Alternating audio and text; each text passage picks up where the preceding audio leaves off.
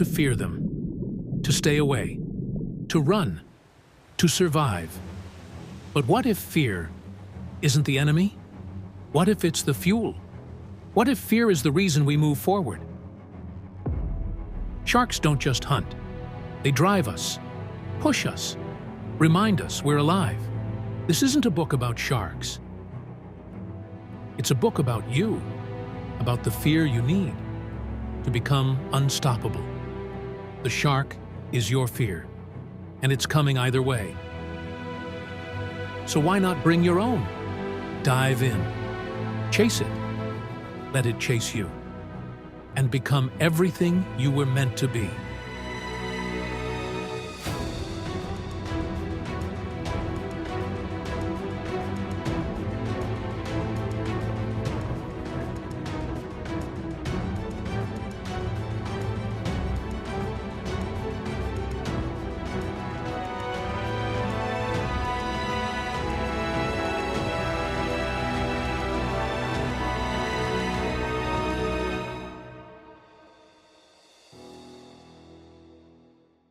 Okay, good afternoon, Colonel Navinder Singh Narang. Thanks for accepting our invite to be on this podcast. Really appreciate that. Being a weekend, you have taken time for this discussion. I'm very sure weekends are busy because weekdays we all are very busy, but weekends are the days when we have some me time. But you have taken this time for us and our platform.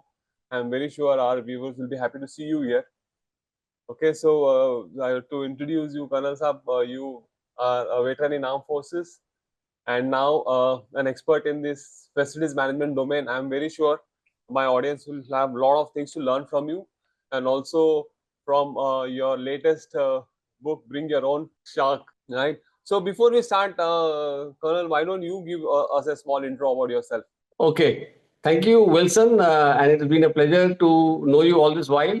And my full pleasure to come on this platform and be of some value addition to the environment. So my leadership journey started from the Indian Army, joined the Indian Army in 1989. And ever since, Army gives you a lot of occasions, a lot of circumstances, the environment where you are facing conditions with ambiguity, high pressure, and you are always wanting resources. So resources are not available always in the plenty to you. And these circumstances or these nuances, they create a lot of opportunities for the right kind of leadership. When you have to seek clarity through the chaos, when you have to adapt and perform under high pressure without any, ambiguity, and with very little time on your hands at times. And the resources are always limited. You're always looking behind your shoulder for some additional thing to come to you, but knowing well that if it doesn't arrive, you have to make do with what you have. So these things, they prepared me for the transition to the second innings. It was a very good chance to test those leadership principles when I came to the new environment.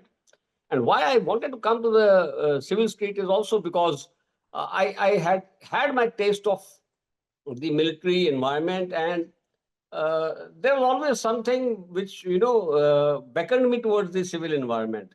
I guess there was this absence of a structure and prevalence of chaos.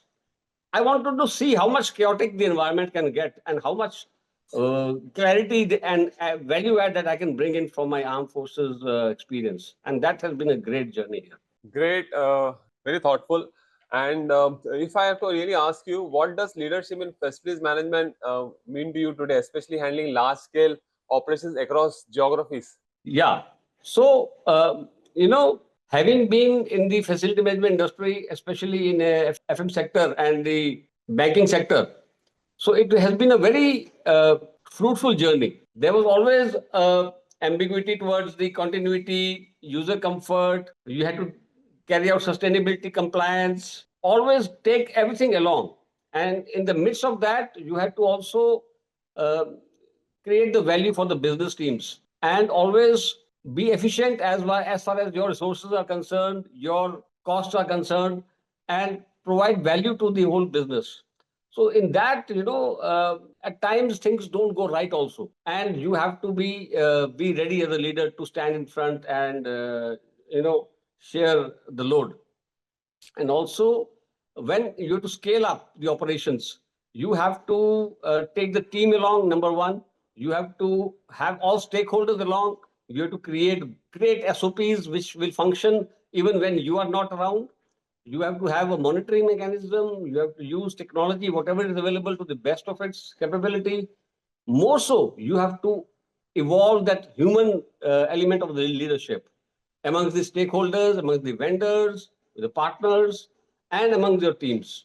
So, with all this coming to place, I think the whole uh, playing field was very fertile with all sorts of possibilities, and one just had to go with full horse ahead and get the results out of shape. I think to that extent, I was very, very, fortunate to get a good team and a good environment, and also a challenging environment. Yeah, absolutely agree with you. Like military organization, FM as a domain is also quite challenging. It can actually drain you sometimes, and I understand that. Sometimes being in a certain positions, I also realize it can drain you to the core. So I wanted to ask you, Colonel, how did your military training influence your approach to real estate and prestige in the corporate world? Yeah. So that's a very important aspect of my learning from the military. The army taught me mission clarity. So you do not have any ambiguity about the mission once the mission is spelled out to you, or you understand what you have to do. And before undertaking that mission, the organization gives you enough training, enough skill building, enough understanding on how to carry out those tasks. So similarly, in the facility management, you have to always be very, very clear on to what are the tasks in front of you, and how to do them. And that's how things are more clear as you go along.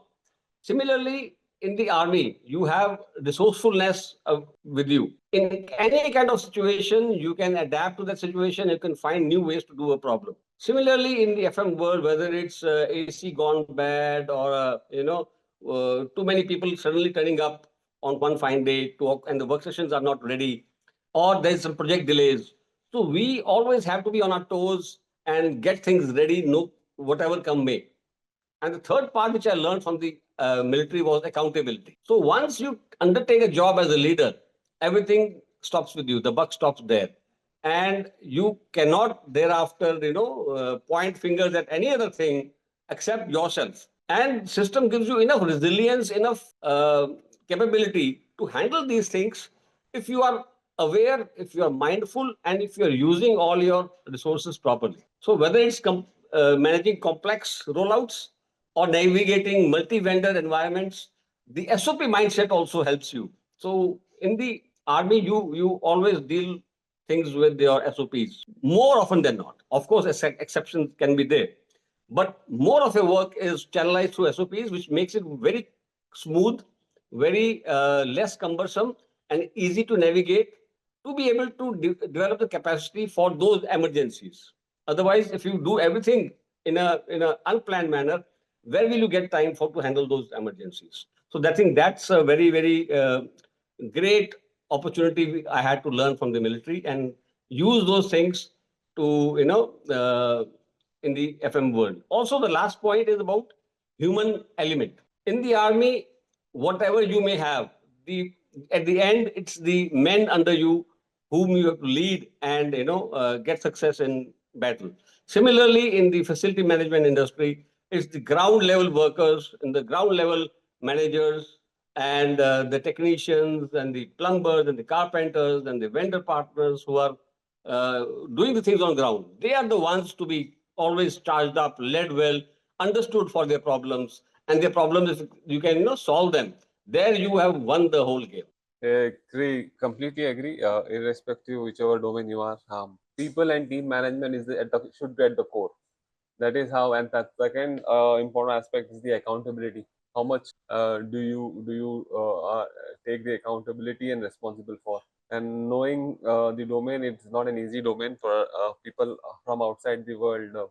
they may not even know how much stress and how much effort is goes in this back office, what or support service function that we manage. But having said that, sir, thanks for that. Now moving gear a bit, coming into the FM domain now, from military to FM domain, right? We will shift a little bit. What are the biggest shift you have seen in this facilities management space in the last decade? When especially post COVID pandemic. Yeah, in fact, over the last 15 years, I have been in the industry, have seen a great shift, and it is all towards the advantage of our environment and our experts in the field. So the first shift which I saw is the towards the health and wellness focused activities. So these are non-negotiable now. Anywhere, an employee joins, before he joins, he would like to confirm whether the company's environment has the right environment for his own health and well-being, and more on mental well-being also. So, and that all happens due to the environment created for him, the right AC temperature, the the fresh uh, air to breathe in, the other hygienic facilities, and properly maintained facilities, and always a welcome approach, whether it's a cafeteria or a coffee machine or a water dispenser, everything in place and well monitored. So these are what things people now they expect. The second shift is the acceleration of digital adoption in monitoring and ticketing. This was really fast. So before you knew it, within these 2 3 years, most of the companies have evolved in this aspect, and they have a ticketing system for their complaints, their smart village activities, their access controls, and other monitoring like your dashboards, your IoT. So things are happening very fast now. And the third thing is the evolution from a reactive approach to a strategic approach. Now FM is no longer seen as something which is totally reactive. People have realized that there's a element to it which is also proactive, and it's strategic rather. So to that extent, it is very nice to say that a lot of shifts are happening. Great. So you spoke about digital transformation, right? In these facilities today. Yeah. So how did it go about integrating tech into your own systems? Where you are presently. How do you have integrated it? Yeah. So I will tell you some good examples of how we have integrated in our asset management software. We have luckily been able to evolve the software very nicely. We have integrated physical assets verification. In the same thing, we have also integrated our energy calculation, our procurement module. We have a very clear insight into each locations, mapped vendors, their performance, their maintenance schedules. And we also have a very lively interaction with our field managers who can use the system to be very responsive in almost live manner to tell us what is happening on the ground and give us the feedback through the system. Recently, we've also adapted the system to lease management. So all our leases are being managed through that. The rents are being paid through that. And we are further figuring out now how to use AI, not in a very big way, but in a small agentic way. When you say agentic AI, it's also a very big thing these days, a huge statement to make. So within the software or within the facility management team, we are using the data to try and build more intelligence so that manual work is reduced. So to that extent, the possibilities are huge. We only have to see how they marry up. And the first step towards that is data management. So the best part of getting into technology and embedding technology in our day-to-day life is you get a lot of data and insights, Colonel. So what that helps in effective decision making. When you have a lot of data with you, you can take data driven decisions. So when I have to ask you how, and but that also comes with a cost. If anything that we need to embed or we need to invest. So we have also talked about long term ROI or maybe cost optimization. So how do you balance cost optimization with, like you said, employee well-being, then sustainability in FM decisions? How do you do that? Yeah, so that's a good question. In fact, the main thing to arrive at and to also pursue with your senior management is the long-term impact. And that if one is able to believe in and also project properly, I think the whole thing is very, very doable because each and every aspect of facility management, when thought through the long term, they create more value. And also, but to start with, definitely you have to, give examples to the management, give some live demonstrations, proof of concept to the management.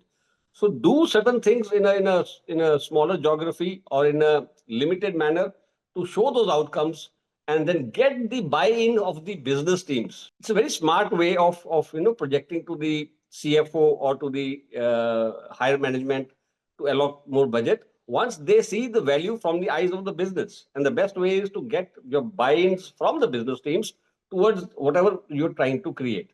A small example that we did was, we introduced lithium-ion batteries in all our branches way back in 2018. And at that time, this was unheard of. Lithium-ion batteries were only heard of in mobiles or, in applications like towers or something, telecom towers, and electrical vehicles, of course.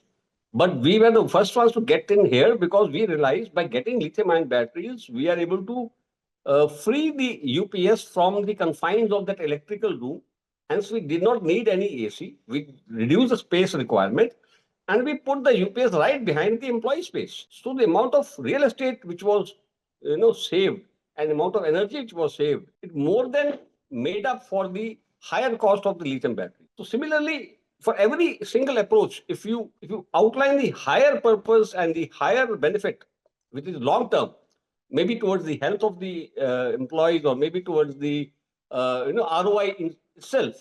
Similarly, like we are now pursuing the possibility of reusing furniture. Now, normally there's always a hang up by companies saying this is our brand and we should go by this. But when you look at sustainability and carbon emission savings, and if you can reuse furniture in the same manner without perceived degradation in the quality, I think that's a very good step for the corporate to go ahead on. Okay, so good to see the initiatives that you have taken and I understand whenever there is an investment, you need to also design the ROI and you need to also go to a lot of stakeholders for convincing them about the investment because initially they would also like to see what is the ROI and the best approach is to start small, do a pilot, see the benefit and then go large. I think that Correct. is the way it should be. Okay, so what I want to know, Colonel, from you is, a lot of these things, whatever you said, whatever you have done so far, there's a huge dependency on vendors, because end of the day, they are partners. They whatever we do, we take help of some or the other partner to get it to a success mode, right? So how do you approach vendor management and the service quality in high stakes and location setups? Okay. So vendor management is not a very tricky job, let me tell you, because moment you show some empathy and look at things from their side, I think the whole approach is much more clearer and more visible. So to that to extent, I will very, very happily tell you that in a couple of occasions, in fact, more than that, we have gone along to the vendor side to understand their problems, what they're facing. A couple of our vendors were in the early stage.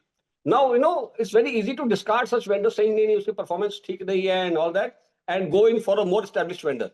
But then when you put yourself in the situation, they're also growing. And it's not like they don't want to do the job. Maybe they have some issues which they are not able to deal with. So I was able to, sometimes get on their side, hook on to their entire hierarchy on a group call, understand their problems, give them some solutions which are workable at their end and offer them some support from your end. So once you make a journey as a partner, I'm telling you the response is so good. And each and every level of that partner's hierarchy got so energized and motivated. I think the journey therein was very, very good. Similarly, you have to have respect for the other person. Every person comes with their own KRAs, their own business plans, and everybody wants to do well. Sometimes things go a bit here and there, and they go a bit here and there even at your end.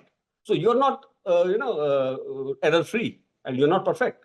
Similarly, if the vendors make some error, I think the tendency is to every time get on top of them and try to threaten them with some penalty or something. So that is a wrong approach. The respect and accountability along with that, if both things go well, I think the response will be much better.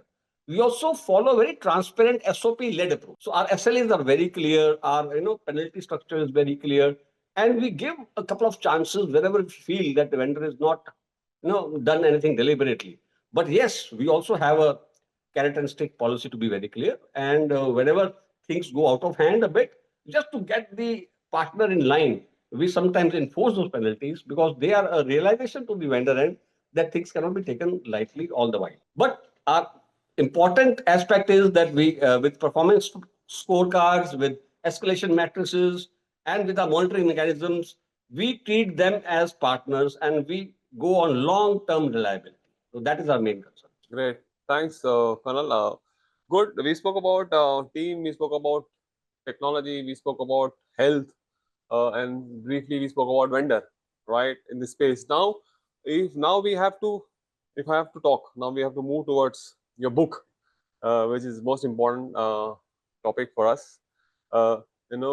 Bring your own shark, right? Your book, Bring Your Own Shark, uses stories and analogies talking about personal growth and FM. So how did the idea of shark metaphor came about when you were thinking about writing a book? Yeah. So, the thing goes back as early as 1993 when I was in the Nicobar Islands as part of the Army organization.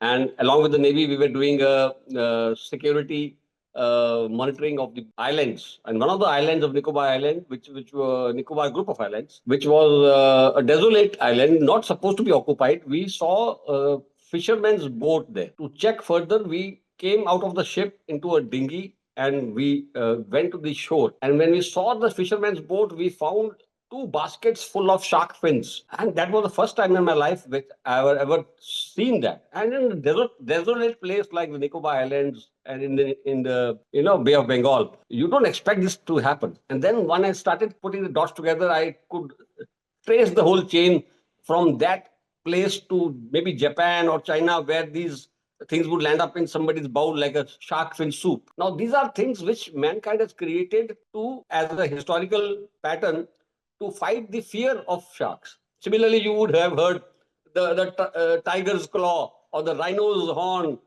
things which have always made mankind afraid. So mankind has followed that fight or flight approach. So in the fight or flight approach, some of them have gone to fight the danger as if it's an enemy. And similarly, the sharks are being hunted. And I was aghast to understand later that even today, more than 100 million sharks are being killed every year. So that was one aspect. So what happened was, a few years back, I came across this Japanese fish tank story, where to keep the fish lively and agile and tasty. So what the fishermen used to do is put one small shark inside the tank when they get the fish from the sea. And that is to make the fish agile out of fear. So thought struck to me. I said, now fear is becoming such a big hindrance towards growth. All it makes you is ensure that you remain alive and agile. But beyond that, human needs are different. Humans also yearn for higher growth in their particular chosen area. So if the fear is maintained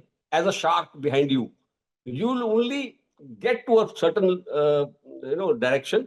And then when the fear is not there, you would again fall back to your own complacency. So there has to be something which not only, it's not a fear alone, it's also excitement, a challenge, which you can undertake of your own choosing. So to this led to me to do research of the sharks. And I was again surprised pleasantly to understand that there are more than 500 species of sharks. So I took out the most relatable species, 9 species of sharks, and converted them into those fiction stories, and also took out some real world stories to take an example and put it out to the readers how they can use the shark behavior to grow in life. Now, there's another very interesting analogy. Sharks are the top predators in the ocean. In the food chain, there's nobody above that. On the planet, humans are the top predators. So see, we have something in common. And if sharks have survived 400 million years, they are older than the dinosaurs, mind you. If they survived 400 million years, there must be some qualities that they have which we should learn about. So these 9 sharks represent various behaviors which we can use at certain opportune times, and when we find ourselves, grappling for the solutions. And these behaviors, if we inculcate and we ingrain in us, will help us to go ahead. And that does not mean that we only have to adopt one behavior. There will be changing circumstances in our life. For changing circumstances or changing phases of our life, we have to adopt different shark. That's why reading this book is very important. And along with the shark, it's very important that the dolphin behavior also we understand. Because I understood that sharks always are aggressive and pushing you towards your target. At the same time, you require somebody who can connect with you, who can create that trust, who can create that empathy, who listens. So to that extent, you require a dolphin behavior also. That's a surprise chapter in the book, as readers will read, and they will enjoy it, I'm sure. Great. I never knew there are so many species of shark. Now we have instilled that curiosity in me to do some research on shark, because I also am a avid reader. I read a lot of books. So thanks for that. And definitely I'll love to read your book this way. Okay. So now you spoke about human behavior, how the behavior changes based on the circumstances. You said the Japanese fish bowl or fish tank theory of putting a small shark in the tank or in the closet, so that the other fishes stay agile. So if I have to take that, how can facilities managers apply your bring your shark book mindset in their day-to-day roles? So if there's one working community which can benefit from this book, it's the facility managers, let me tell you. Because facility managers face routine and firefighting at the same time. What happens is when things happen as the routine, you tend to get into a comfort zone. Okay, AC ठीक चल रहा है, सब ठीक चल रहा है, things are happening, building is maintaining well. So you tend to be in a sleep mode for some time. And that's the time someday firefighting will happen. So this shark behavior can bring that proactive change in the FMs or facility managers. That maybe along with the routine things, they need to carry out some digitalization, maybe some energy reform, maybe some other thing. Like I'll tell you very good examples. Last couple of months, I've been driving my team to do something very out of the ordinary. Something like checking the insulation of AC pipes. Now, this is something which we hardly check. But we all know that insulation of AC pipes, if it's gone, it will affect the energy savings of those, and it will also affect the AC cooling. And we were very pleasantly surprised to find that out of those 200 plus sites we had, there were about 20 odd sites which had these AC insulation problems. And we have done it correctly. My next job, which I've given the team, is, let's find out our outdoor units of ACs, whether they're being maintained properly or not. So because outdoor units in the summer months, you can imagine they are all on, either under the hot sun. And if they are not maintained properly, so then there will be a degradation in the cooling. And majority of the locations in the summers, they always have escalations and complaints and all that. So these are the small examples to show that, at various times in your career, even for your own development, when you see that nothing is happening, how many of the facility managers undertake courses on their own? How many, train themselves? So they all have to imbibe this behavior of proactiveness and getting that attitude inside them that, they can choose their own growth path. And that is what his book tells. Don't wait for growth to happen. Bring in your own growth. Bring in your own shark into your tank. Very true, very true. And I think that is needed. Learning should never stop. Every day is a learning day. And the more you become learned, the more you become skillful, the more you become valuable to someone or to your organization or to yourself for that matter. Okay, so you spoke about shark and you spoke about dolphin, right? Two different creatures, right? So in ideal FM, sometimes he needs to wear a lot of hats in a day, lot of hats, or maybe if I have to talk about an FM leader who's a large, tall leader. So core is the operation, right? But it also sometimes wear a finance hat when he's doing something about investment, cost optimization.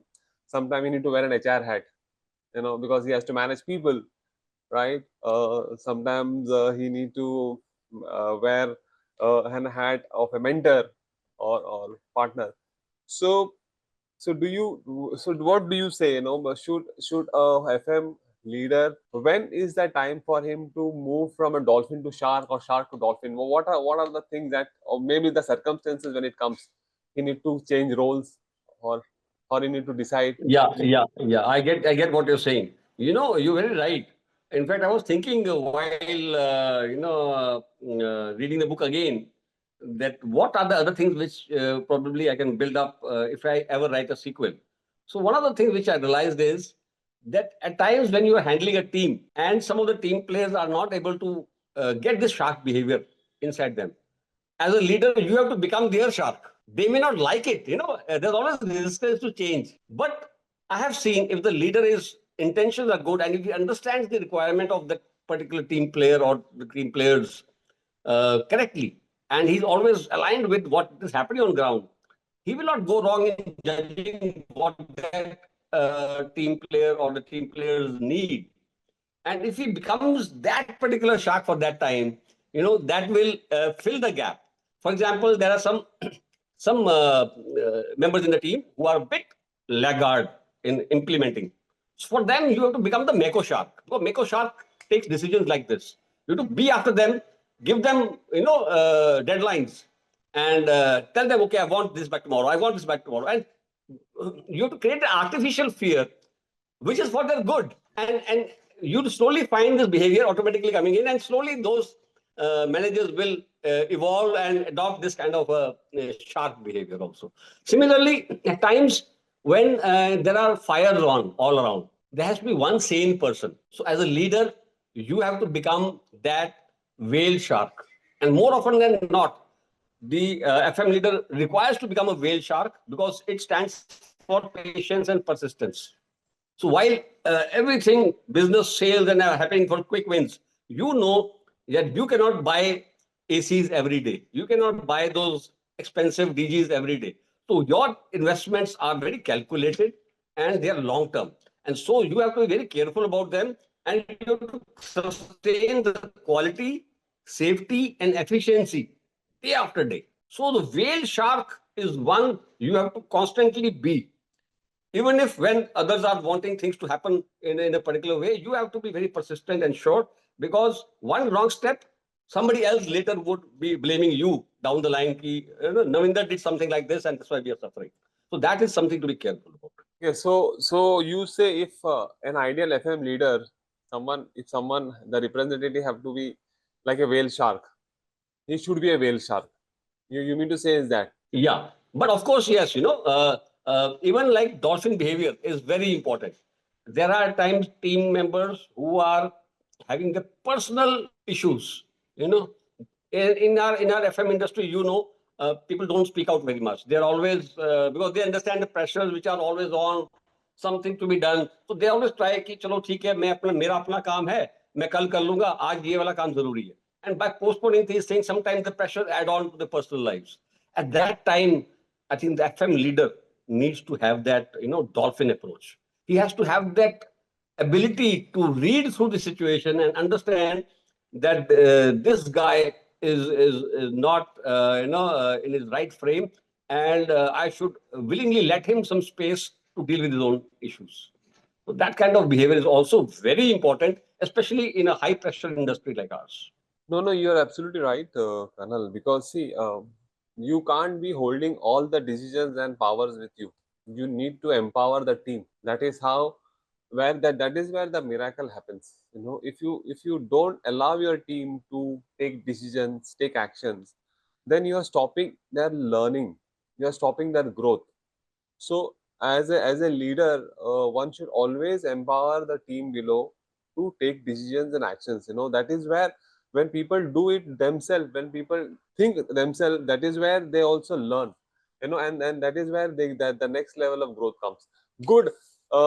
Thank you so much for giving us the some elements of your book and creating that curiosity. There is something that you want to talk more about your book, maybe which you can, that's the punchline for your book. Do you think something is there that the audience who was seeing, that they will become more curious and inquisitive to go and buy the book today? If something is Yes, there that, yes, yeah. yes. So this book gives you one punchline towards the end. Don't wait for growth, bring it. So that is one. And the second thing is that growth is not something that you can afford to wait for. Growth is something you always aspire for, because world is competitive And if you don't go to the space that you are aspiring for, somebody else will. True. So with Very that, I think I am requesting all the viewers, especially from the facility management industry, to read this book, and you will be able to relate to so many instances in your life where you have done well or where you could have done better, and learn from that and get your desired tank, your desired shark at this time into your tank, and don't wait for somebody else to put a shark of his choice, which you don't require, because shark will come any which ways. Shark will come. You're right. Very, very profound one. Shark will come irrespective of whether you like it or not. Shark will come. Yes.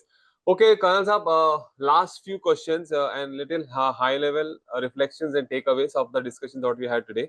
And this is revolving largely around the industry, because you're a tall leader in the industry and a veteran, people know you. So probably I may get some good insights, or probably the industry may get some good insights. If I have to ask you, what are the biggest mind shifts you believe are needed in FM industry today? Well, the mind shift which we require to be, built up is to always think of possibilities, how they can evolve and happen, rather than be defensive of what you have created so far. You may have created the best assets, you may have created the best facilities, but let me tell you, the world is evolving very fast. Unless you are open and free to adopt better methods and adapt to those changes, I think things will not be able to grow to that level which is desired. So that the adaptability and open to change is something which is required. And other than that, definitely from invisible operations, we have to ensure that we remain strategic enablers. To that extent, the FM leaders must not remain confined to their area of expertise only. You have to go across the boundaries, understand the business dimensions, how it applies to you. You may not understand the entire things, what the business does, but how they apply to you and how you are relatable to them. Where is your value add? For example, if you have a high rental place in, say, Baroda, and where the business is not going well, so the premises may be very good, the whole thing will be very good, but the end result, the ROI is not coming. So somewhere it will eat up to your performance because business performance is not happening. So somewhere their realization has to be there, how you can strategically enable them. You should have the ability to use data that you have to derive the value that the business needs. That is the outcome. Great. So now, if you have to vision, your vision for the future of facilities management, and what role do purpose, sustainability, and leadership play in that? Because we need to have a vision for this industry first of all. So if you have to do that, so what is the role of purpose, sustainability, and leadership play in that? Well, the field ahead is very, very fertile, open, and waiting for changes to happen. So if you don't do it, somebody else will definitely do it. So it's important for a facility management leader to adopt a different lens, change the lens of your glass to have a better vision. The moment the lens will change, your focus will change, you'll be able to see further. What you have to see further is things happening in the green space, the sustainability space. A lot of things are happening in ESG. I think I'm very convinced that in the ESG domain, we should see more facility managers grabbing those positions which are there, to which I see sometimes mere CAs are going and becoming ESG experts. CA will only understand from the finance angle, but actual implementation of ESG, I think nobody can understand better than a facility manager.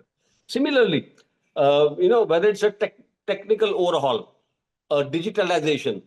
So along with the business, you have to convince the IT or the management how digitalization of your department is important for the business. And unless you understand the dynamics, you will not be able to explain. You will remain in the dark and you will remain quiet and you will accept whatever is coming to you. So growth rarely comes from top down. That is what you have to understand. Growth sometimes is driven sideways, pushed from bottom. It's something like a boxing match where even a small punch from the bottom can knock out the opponent. So you have to be very clear in your mind where you want to bring growth into your organization, and you have to be very, very focused about it. And then you have to rise within, get the shark which excites you, get the growth which excites you, and the organization, build a team, build your buy-in with the business, what I told earlier, and carry it on. So don't be in a mere acceptance stage. That acceptance stage may do you well in the short term. Somebody will say, oh, he's a very nice fellow. But beyond that, let me tell you, if in the long term there is some disconnect between what you're doing and what business is expecting, somewhere you will find that favor running out of place. Yeah, true, true, very true, very true. Fear is the biggest enemy, and we need to conquer fear, irrespective of whatever it is.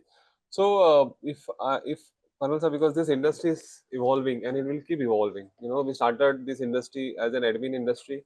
People, then we gave this name facilities management. The name changed. Now it is people are started calling it the workplace management, right? And it will keep evolving over a period of time. Because it's like the same old wine in the new bottle. But end of the day, the work or the process remains the same. And if we need to really create excitement in this industry, because people, if you ask me, any fresh graduate or MBA graduate, the moment he is out of the college with a degree, he will want to either join a bank or any large institution, consulting firms, right? How can we create that magic where people would want to join this industry? How should we create that curiosity to people the moment, because today people don't know facilities management seriously. It is a very, it still comes in the bottom of the pyramid. People start very young at a very junior level, then they grow up to a ladder chain, or maybe a ladder, or a position where they are recognized. But they somewhere, if you look at some, a lot of tall leaders, including, if you ask me, I also started small in the, we were not knowing what is FM, but we have learned, like you said, there were a lot of sharks around us who taught us to, or brought us to where we are. I'm really grateful to a lot of mentors who were there. Mentors, I would rather also say sharks around us, different kinds of sharks. There are also dolphins around. So where we picked up Correct. some traits from sharks, some traits from dolphin, Correct. some traits from even clownfish. Because we were swimming around a lot of fishes, along with Absolutely. sharks. So we picked up some of the Absolutely. traits. So if how can we create that stature for the industry where people would want to join on their own? That is one question, number one. Second question is, if someone is starting new in this industry, what should they learn and what should they do? Okay, great. Great questions. So, how to keep people excited? Now, a similar thing can be said, how to make people excited about joining the armed forces. Armed forces also not a very, easy career. In fact, it is more tough than what people understand from the exterior. However, things that make armed forces, exciting is outcomes like Operation Sindoor. Now, in Operation Sindoor, it's not only the pilots who were the heroes. It was also the technicians and the maintenance people of those air defense assets and those aircrafts who were the silent heroes. Their machines did not fail when they were required to perform. So that can be a huge booster to the FM industry, that whatever they create, especially when in the post-COVID era, when the employees and the businesses are demanding convenient and exciting and comfortable workstations, we have a big role to play. And it all comes to the fore when we create the right appreciation environment. That is very important. So, one is the learning environment, one is the execution environment, wherein we are always having good leaders to, deal with the teams. And third is the appreciative environment, where we create regular appreciations for the right people to go ahead.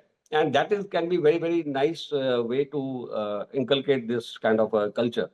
Talking about how to, welcome a new person coming into this field, I think it has to be a very, very hands down approach. Something like what a soldier starts his life with, or what we as officers start with our life with NDA and IMA. That should be a very finely created or envisaged training methodology. Now, the problem is that each type of FM industry If it's for factories, it will have a different training methodology. If it's for the retail sector, has a different training methodology. If it's for the CRE sector, it has got a different training methodology. But we have to create some kind of a benchmark, some kind of a rigor in the routine, and some kind of a field experience.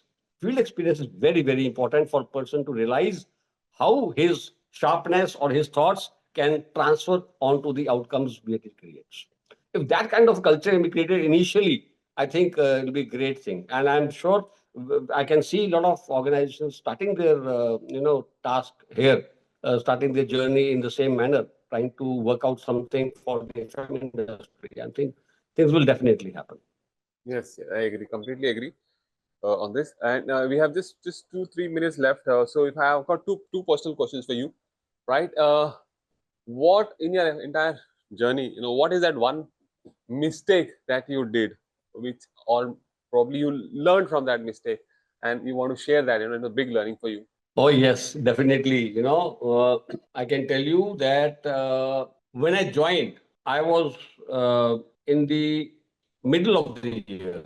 I joined in September, and the entire teams were doing something on project management. That year, the project of expansion of the branches was foremost in the company. But somehow, because I was new and I did not know that task so richly, I avoided that. Instead, I started making myself acquainted with things which I was comfortable doing. Now, that was a point of my realization at the end of that financial year. When looking back, I saw my outcomes were not that great as what they could have been. Rather, had I been with those teams, learning, adding that extra hour every day, maybe not sleeping that much, maybe going to the field, seeing the projects happening, how the interior projects takes place, how the whole process takes place, how the monitoring is done, how the reporting is done. Had I got into it right at the first go, probably the system would have benefited from my value add, and I would have equally benefited from the entire thing. So that thing led to me, even now, when I think back about it, it gets me to that again shark thing. I was probably waiting for things to happen by themselves. Things will not happen by themselves. Moment you see a thing, an opportunity or a void, you have to fill it because you are there. And if you don't fill it, people will find ways to fill it. But then what opportunity you had will be gone forever. Agree. Agree. And if I have to ask you about one thing, if you have to start again as a career, which is that career that you'll choose? Well, I think both these careers are amazing. Both the army career and the FM career are amazing. Probably in future, I would look at something, if I get a chance ever to live my life again, probably a mix of the both, where I get to, envisage, innovate systems and the facilities or the infrastructure which can help create environments for the forces or for the defense. Maybe an amalgamation of the two would be fantastic. That's what I can imagine right now. Great. If there's a saying, right? You can get a man out of the army, but not the army out of a man. Oh, yes, definitely. Great. And Good. you know what? The FM leaders are some very rare people who blend their heart, head, and habit, the 3H, which I remember. So हमारा दिल भी काम पे है, हमारा दिमाग भी काम पे है, और हमारी habits भी काम पे है. And that's what brings us to, to that kind of desire to always look for change, look for new challenges, and not wait for them to happen. Great. Sure. Okay, Colonel Saab, interesting discussion. Quite a few insights from your book and also from your personal life and professional life. I'm very sure it will create excitement to the viewers who are watching this, and I wish you all the very best for the book. And I'll definitely read it.